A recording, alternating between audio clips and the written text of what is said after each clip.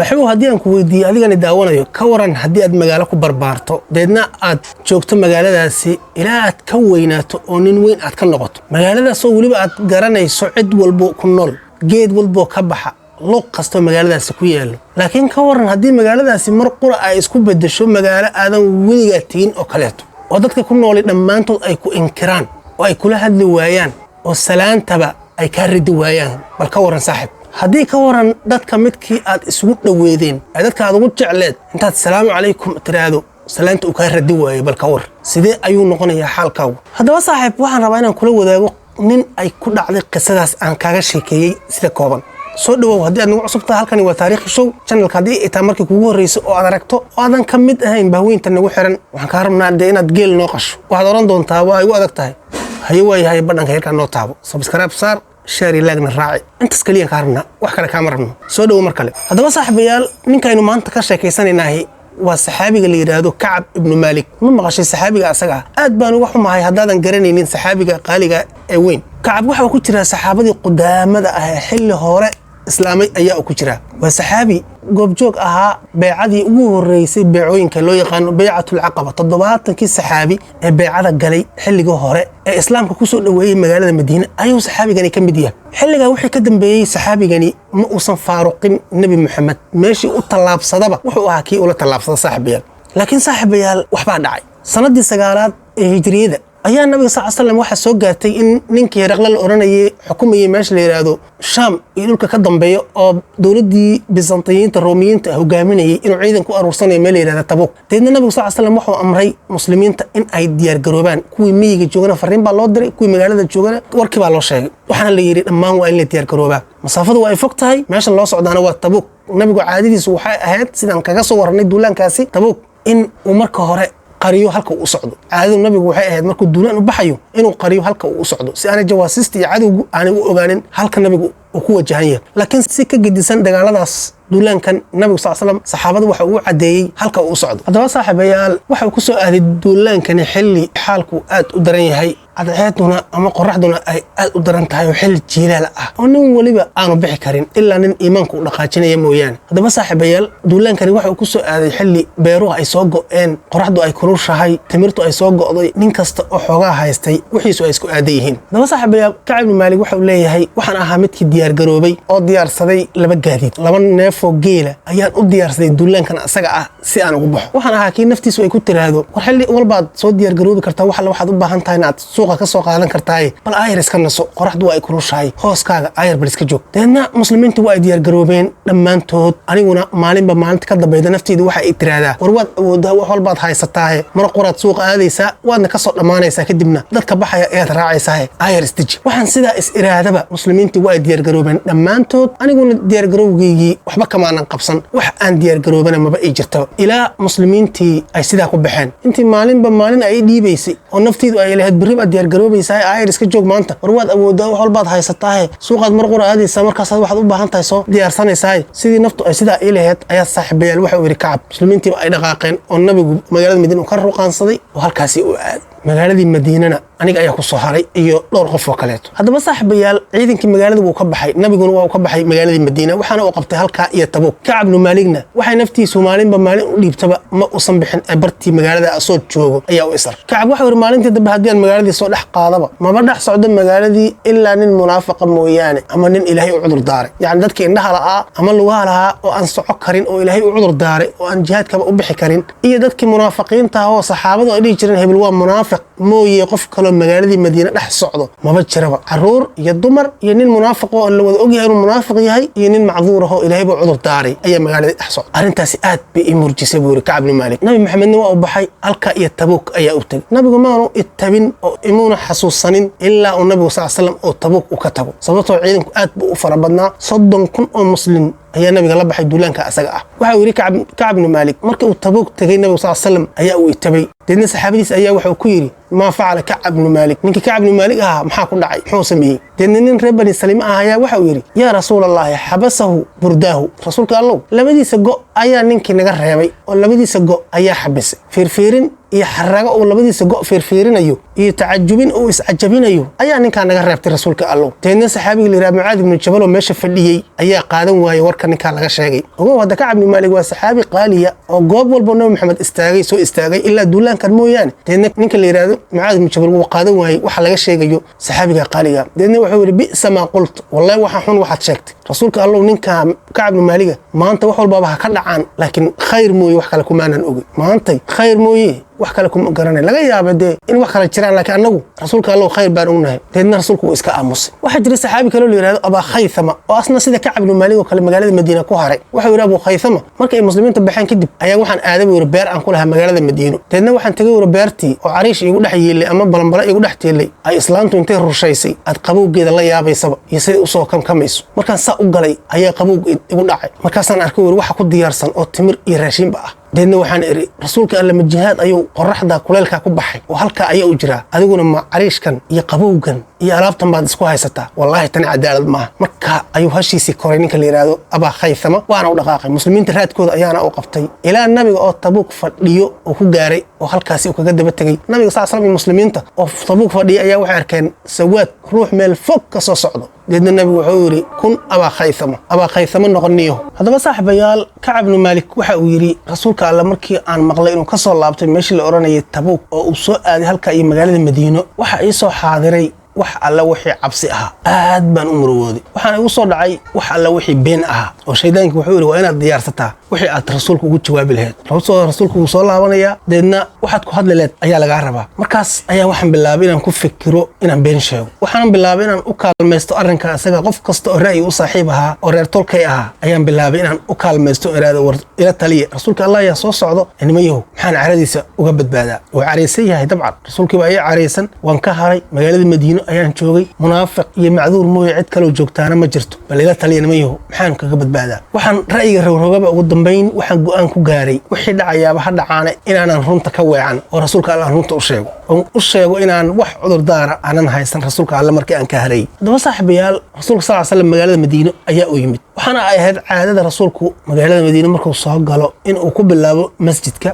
ayuu rasuulku tagi jiray halkaas ayuu laba ragco tahiyatul masjid ku dukan jiray deedna halka ayuu muslimiinta u fadhiisan jiray halkaas ayaa lagu iman jiray rasuulka sidaa ayaa ay ahayd caadadiisu marka uu duulaanada ka soo laabto rasuulku sallallahu alayhi wasallam hadaba saaxiibayaal markii rasuulku halka fadhiistay ayaa waxa u yimiday qof kasto oo duulaankaasi ka haray oo magaalada Madiino kaga haray munaafiqiintii ayaa waxay bilaabeen inay u yimaadaan rasuulka deedna ay aliftaan cudur daaro aan waxba ka jirin oo been ah rasuulka Allah aniga islaantii baa sidan ahayd waxa way canugi baa xanuunsanaa rasuulka Allah intay ka dhacday nin walba munaafiqi wuxuu bilaabay inuu acdaar liidato oo rasuulku la yimaado rasuulkuna uu iska qaadanayay oo intooda muuqato ayuu qaadanayay daahirkooda ayuu qaadanayay waxa uu qarsoon iyo beenta ay sheegayaan Ilaahay ayuu u tala saaranay waxana lagu tilmaamaa tiradooda ilaa dhowr iyo 80 ay gaariyeen munaafiqiinta duulaankaasi ka haray ee rasuulka Allah u yimiday ee cudurdaarka beenta sheegtay rasuulkuna uu maartay uu ka aqbalay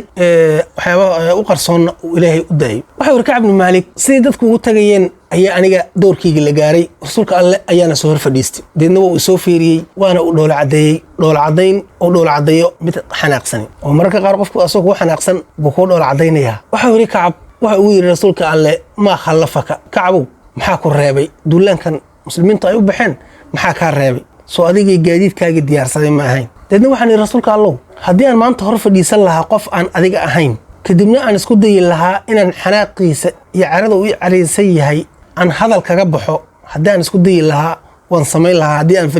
haddii aan hor fadhiisan lahaa qof aan adiga ahayn waxaan ahay nin hadalka yaqaana oo waxa weeye gartiisa cadaysan kara hadalkiisa cadaysan kara wallahi haddii aan kuu sheego hadal beena deedna aad iga raali noqoto maanta waxaa dhaqsanaya in Ilaahay uu iga soo waramo kadibna aad carooto oo aad xanaaqdo rasuulka Allah haddii aan runta kuu sheego maalintii aan ka harayay ma aysan jirin maalin aan ka xog badnaa maalin aan ka diyaarsanaana ma aysan jirin wax cudur daaro aan leeyahay ma jirto rasuulka Allah waan ka haray naf iyo shaydaan ayaana arrinkaasi ii qurxiyay wax cudur daaro aan leeyahana ma jirto rasuulka Allah deedna rasuulka sallallahu alayhi wasallam wuxuu yiri amma hada faqad sadaq midkani run buu sheegay istaag ila arrinkaaga Ilaahay xukumayo orod oo soco gurigaaga aad ayaa uu yiri rasuulka Allah deedna rasuulka ayaan ka soo dhaqaaqay oo dhinaca gurigayga ayaan u dhaqaaqay arrintaasi markii aan sameeyay ayaa reetolkay oo dhan baa yimid markaasi waxay ugu yiraahdeen wallahi maba aadan dambaabinba hadda ka hor يعني wixii horaad ku dhacday duulaanka aad ka hartay dambi ma ahaynba midkan maanta aad ku dhacday ayaaba dambi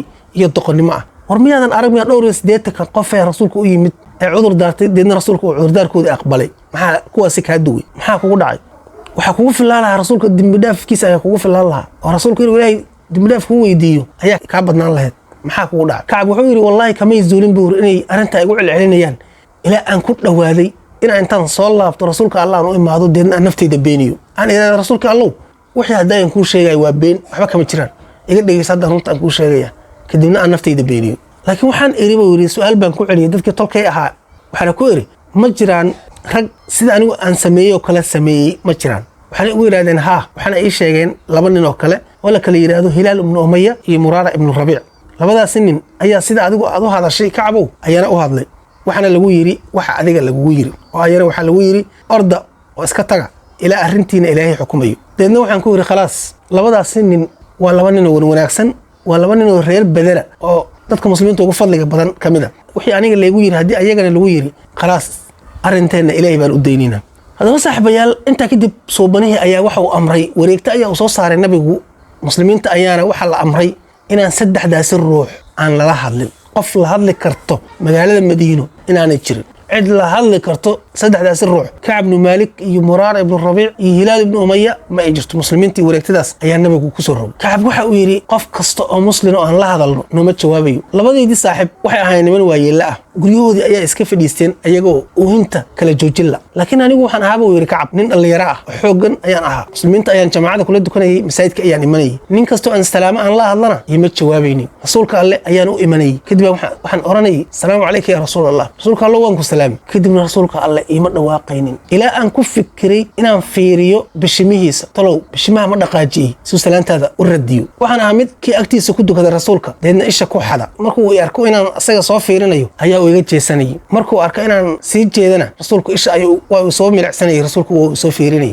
xaaladaasi ayaan waqti dheer ku sugnaanay ayuu yiri ninka la yiraahdo Kacb ibn Malik magaalada Madiina aan ku soo barbaaray oo dadkeeda aan garanayay ayaa magaalo kala noqotay dhulkii weynaa ee Ilaahay waasac ka dhigay ayaa cariir igu noqday magaaladii oo dhanba waxay noqotay mid inkarta qof ila hadlaya ma jiro baladu tasawiro ruux muslina assalaamu alaykum aad leedahay salaantan aan ka radinayn qof ila hadlayo ma jiro dhulkii ba cariir igu noqday buu Kacb waxa la gaaray buu yiri maalintii afartanaad ee laga soo bilaabo maalintii amarkaasi maalintii rasuulku amray arinta ayada ilaa 40 biri ayaan sidaasi aan ku jirnay maalintii afartanaad ayaa waxa soo baxday wareegta kale taasoo lagu amrayo inaan dumarka ka fogaano rasuulka Allah ayaa nin noo soo diray wuxuu nagu yiri dumarkiina ka fogaada markaas ninkii waxa ku yiri Kacb miyaan furaya xaaskii rasuulku sidaa miyuu ula jeedaa deedna waxa uu yiri maya laakiin ka fogow xaaskaaga ma dhawaan kartid yaani ma jamaaci kartid xaaskaaga amarkaas uu aan qaadanay labadeedii saaxiib midkood ayaa xaaskiisu waxay u timiday rasuulka Allah deedna waxay ku tiri rasuulka Allah ninkani waa nin waayeela miyaad kohanaysaa inaan u adeego u khidmeeyo deedna rasuulku waxa ku yiri maya laakiin yuusan ku dhawaanin deedna gabadhii waxay tiri wallahi rasuulka Allah markii uu ka tagay ilaa hadda oohin unba ku jiraaba ninkaas xaalkiisu waa oohin kaliya wax kale oo leeyahay ma ay jirto intaas markii ay dhacday ayaa reerkii aan ka dhashay buu yiri Kacb ibn Malik inta yimaadeen ba waxay yiraahdeen warmaad sida saaxiibka oo kaleeto rasuulka aad fasax weydiisatid xaaskaaga waa kula joogto waa ku khidmeysay deedna waxaan ku yiri buu nin dhalinyaro baan ahay sidoo ragga ugu fasaxay in ugu fasaxay in kale miyaan ogahay ma sameeyo sidaas xaaskii ayaana waxaan ku yiri ordo reerkaaga aad ayagana la joog ilaa Ilaahay arinta oo dhinac u raday hadaba saaxiibayaal Kacb waxa uu yiri magaaladii ayaa igu cariiri noqotay xaalkan waa igu adkaaday maalmaha kamida ayaa nin ilma adeer ahayn dadkana aan u jeclaa oo la oranayay Abu Qatada oo beer lahaa ayaan aaday dadna beertiisii ayaan darbiga intaan foolay baan gudaha ugu galay markaas waxaan ku yiri salaamu alaykum ya Abu Qatada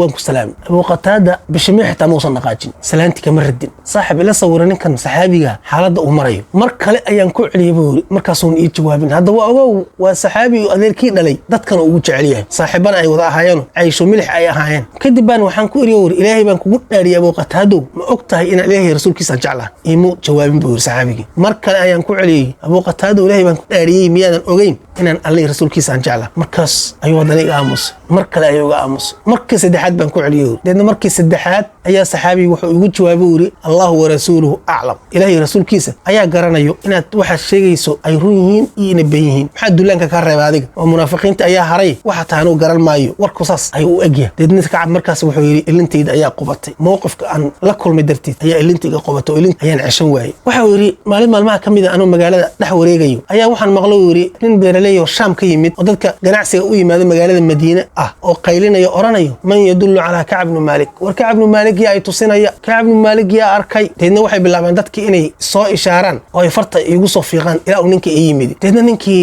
beeraleyda ahaa ee Shaam ka yimid ee ganacsada ahaa warqad ayaa uu dhiibay haddii aan kala furaba warqad waxa ay ka timid boqor Kiristana oo boqoradii Carabta ah oo Kiristaanka ah dawladda Byzantine hoos tagay kamida ayaaba ay ka socotaa haddii aan kala furana warqad waxa ku qoran waan maqalnay Kacabow inuu saaxiibka ku gooyay waan maqalnay saaxiibka inuu ku cuna qabateeyay waan maqalnay inuu cariiri ku galiyay cariiri inuu ku galiyay waan maqalnay arintaasna uma qalantid Kacabow nin weyn baa tahay nooymow annaga ayaa ku xariirinayno annaga ayaa ku helinayno annaga ayaa ku camirayno annaga ayaa wax walba ku samaynayno nin weyn baa tahay ilaahay meel dayacan kuma dhigin nooymow ka soo tag ninka asaga markaasaan eeyoor wallahi tanina waa imtixaan kale hor leh dhibaatadii aad ku jirtay ayayba tanu mid si dheerta markaasaan taan warqad qaaday ayaan dab horay ula tagay oo waan gubay ayaa uu fiiri shaydaanka asaga waxa uu rabaa saxaabigan xaaladda adag ku jira inuu uga faa'iideysto mowqifka asaga ah deedna uu ka soo wado halka iyo Kiristaankiisa uu la aado ayaa uu doonaya laakiin saxaabigu kuma kadsoomin arrinka asaga ah wuxuu yiri Kacab xaaladaasi waxaan ku sugnaanaba waxa la gaaray 50 habeen laga soo bilaabo maalintii amarka uu rasuulku soo rogay ilaa maanta 50 habeen ayaa inoo dhamaatay subaxdii dambe ee 50aad ayaa waxaan maqlay buu yiri xilliga salaada fajr nin oranaya yaa Kacab ibn Malik abshir war Kacab ibn Malik oo bishaarayso nin baa intuu nabiga la dukaday ee Ilaahayna wuxuu soo dejiyay tawbadii dadkii muslimiinta ahaa duulaanka ka haray iyo dadkii muslimiinta ahaa nabiga raacay inuu Ilaahay ka toobad aqbalay laqad taaba Allahu ala an-nabiy wal muhajirin wal ansar alladhina ittaba'uuhu fi sa'ati al-usra alladhina ittaba'uuhu fi sa'ati al-usrati min ba'di ma kada yazighu qulubu fariqin minhum thumma taba alayhim innahu bihim ra'ufur rahim wa ala ath-thalathati alladhina khulifu hatta idha daqat alayhim al-ardu bima rahabat wa daqat alayhim anfusuhum wa dhannu an la malja'a min Allah illa ilayhi thumma taba alayhim liyatubu inna Allah huwa at-tawwabur rahim ya ayyuha alladhina amanu taqullaha wa kunu ma'as sadiqin ayatkaasi ayaa Ilaahay soo dejiyay nin saxaabiga oo marka la dukaday nabiga ayaa waxa uu koray meel buura deedna af labadiis ayaa u dhawaaqay waxaana uu ku yiri yaa Kacab ibn Malik abshir Kacab marka maalinta salaada fajr lama uusan dukanin rasuulka anoo gurigeyga jooga oo fajrka dukaday ayaan codkaasi maqlay buu yiri Kacab ibn Malik xaalkuna aad buu igu adkaa markaas ayaan sujuud la dhacay buu yiri taan iscelin waayay ayaan Ilaahay u sujuuday waxaana gartay buu yiri inuu farajki yimid deedna ninkii asaga ahaa intii kuma ekaysanine faras buu soo qaatay soo ordayo ayaa igu hor yimid markuu ii yimiday uu ii bishaariyay buu markii uu ii bishaariyay baan laba go oo aan lahaa oo wax kale aanan lahayn ayaan farta ka saaray ninkii yani saxaabadu way ogtahay xaalkooda xaaladoodu way adkeen marka anaga boorsooyinka naga buuxo maanta ruwaaqada saxaabadu ma aysan haysan marka wuxuu yiri saxaabigu laba shay oo anu aan dhar ahaan u sitay ayaan ninkii asaga ahaban farta ka saaray buu yiri kadib ayaan marooyin kale ayaan caariyeystay oo tabal caariyeystay rasuulka Allah ayaan aaday muslimiinta ayaan masaajidka ugu soo galay wariyeen nabiga oo fadhiya masaajid deedna markaan saa u soo galay ayaa Talha ibn Ubaydillah baa ii istaagay wariga hor yimid waana mucaanaqay waxbadka ayaa wegeliyay aad baan ugu farxay hore waxaana waa Kacab ibn Malik yiraahdo arintaasi ayada Talha weligay uma ilaabayo waana xusuusnaa doona mowqifkaas asaga ah saxaabigaasi Talha ibn Ubaydillah yani xaalad adag markaad ku sugan tahay qofka ka fujiya meel ma meesid suuxa asaga waa xusuusnaanaysa daba saaxiibayaal waxaan hor fadhiistay buu yiri Kacab rasuulka Allah wajigiisa uu dhalaalayo oo aad moodidba gabal dayax kamida sida uu dhalaalayo rasuulka Allah farxada ka muuqato rasuulka ayaa waxa uu yiri Kacab bishaarayso maalinta adduunka kugu khayrka badneed ku soo martay sida hooyada ku dhashay ku bishaarayso yani maanta ayaa kugu khayr badan maalintii hooyada ku dhashay ilaa maanta markaasna waxa ku yiri rasuulka Allah ma adiga agtaada bishaaradaasi mas'ala xaqiis ayaa ay ka timid deedna waxa yiri rasuulku bal min indillaahi al xaqiis ayaa ay ka timid aad baan u farxay buu yiri Kacab ibn Malik markaasna waxa yiri rasuulka Allah ilaahay runta ayuu igu badbaadiyay toobadiidana waxa kamida in xooleygo dhan aan sadaqaysto oo aan ka dhaxbaxo markaasuu rasuulku Allah wuxuu ugu yiri amsik ba'da malika fa huwa khayrun lak xoolaha qayb kamida Kacab hayso taas ayaa ku fiican oo ku khayr badan in xoolo la'aan noqoto waa laga fiicay wuxuu yiri markaasna waxaan ku yiri rasuulka Allah waxaan haysanayaa nasiibkaygii Khaybar iga soo aaday xoolo aan Khaybar ka helay ayaan haysanayaa laakiin inta kale alla dartiis ayaan u sadaqaynaya maadaama Ilaahay uu i badbaadiyay Ilaahay iga toobad aqbalay oo Ilaahay uu i badbaadiyay sidaas si lamida labadii saaxib ee kale tan ayana bashaarada ayaa la gaarsiiyay waana ay yimaadeen hadaba saaxiibayaal saxaabigaasi Kacab ibn Malik aad ayaa loo imtixaamay duulaankaas Nabi Maxamed uu duulay oo uu ka haray daraadii ayaa sidaasi loogu imtixaamay imtixaamay saxaabigaasi asaga ahaa Kacab ibn Malik waxaana ahaa mid mar walba ka sheekeeya qisadiisaas xanuunka badan ay qabsatay hadaba saaxiibayaal qisadaasi cibra qaadasho weyn baa noogu sugan in ruuxa muslimka ah uu noqdo markasta mid runta ku dadaala oo beenta ka fogaada imisa maalintii been sheegna oo aanu laga yaabo ama anagoo sheekaynayna ama anagoo telefoon ku hadlayna intaba aan